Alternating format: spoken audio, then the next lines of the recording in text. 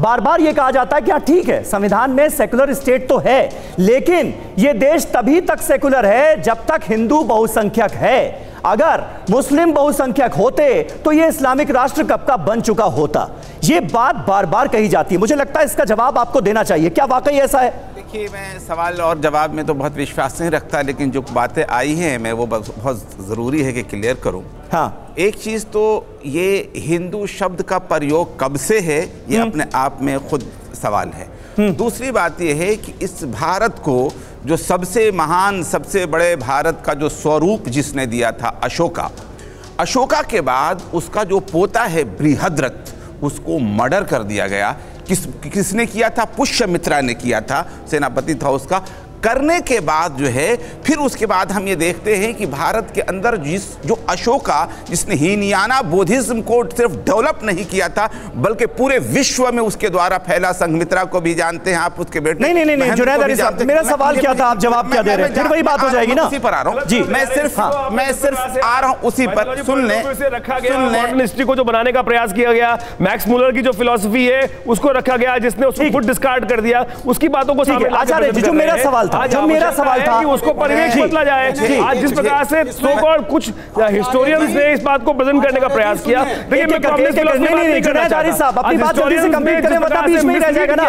मैं चाहूंगा एक बार फिर देखिए, जो मैंने संगीत जी से कहा था, मैं आपसे भी वही कह रहा हूं, जो मैंने सवाल पूछा है उसका जवाब दें। मैं उसी का जवाब दे रहा हूं। इन्होंने चूंकि कहा था कि मुसलमान जहां जहां गए वो हुआ, मैं कहता हूं इस मुल्क के अंदर जो बौद्धों का मुल्क था, बौद्ध कहां गायब हो गए? पूरी दुनिया में गए, तो यहां से कहां गायब? अरे मैं उसकी फिलॉसफी दे रहा हूं, सुनिए। आदि शंकराचार्य जी की महाराज की बात आप सुने नहीं, यहां इन्होंने बौद्धों की फिलॉसफी उठाई है कि भारत में जो संस्कार रहा है वो शास्त्रार्थ का संस्कार रहा है, और बौद्धों का जो समाप्तिकरण हुआ वो शास्त्रार्थ के तरफ पे हुआ। हाँ बिल्कुल नहीं, सुनिए अरे सुनिए भाई, अरे सुन नहीं रहा आप, सुनिए पहले आप अपनी कमेंट्स बात ना थालिए, जल्दी से कंप्लीट करें आचार्य जी, क्योंकि आपने शास्त्रार्थ कर तमाम बौद्ध मठों में शास्त्रार्थ करके हटाया गया, और उन लोगों ने खुद सनातन को पुनः स्वीकार किया, और उसके बाद सनातन की पुनर्स्थापना की गई।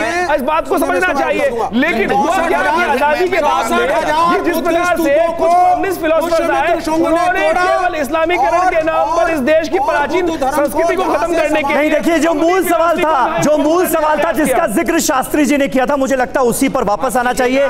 जुनैद अली साहब, इसका जवाब दीजिए। नहीं, ये बात बार बार कही जाती है कि ये देश तभी तक सेकुलर है जब तक हिंदू बहुसंख्यक है। इस बात को आप मानते नहीं? जुनैद अली साहब पहले जवाब। नहीं, ऐसे नहीं। जुनैद अली साहब जवाब दीजिए इसका जल्दी से। मैं आपको ये बताना जरूरी समझता हूं कि ये अप्रोच अपने आप में गलत है, और इसलिए गलत है कि जब हमारा मुल्क आज़ाद हुआ, अगर आप बीच में ना बोले तो बड़ी मेहरबानी, मैं बिल्कुल नहीं बोलता। जब ये मुल्क आज़ाद हुआ तो जो सबसे बड़े विद्वान थे इस्लाम के, जिन्हें हम मौलाना आज़ाद कहते हैं, उन्होंने कहा था कि अगर ये मुल्क हिंदू और मुसलमान को बांट करके अगर आज़ाद होगा तो हमें ऐसी आज़ादी भी नहीं चाहिए। पाकिस्तान को क्यों नहीं मिलवा दिया? बदला उसके बाद भी पाकिस्तान को क्यों मिलवा दिया? पाकिस्तान को क्यों नहीं वापस मिलवाया भाई?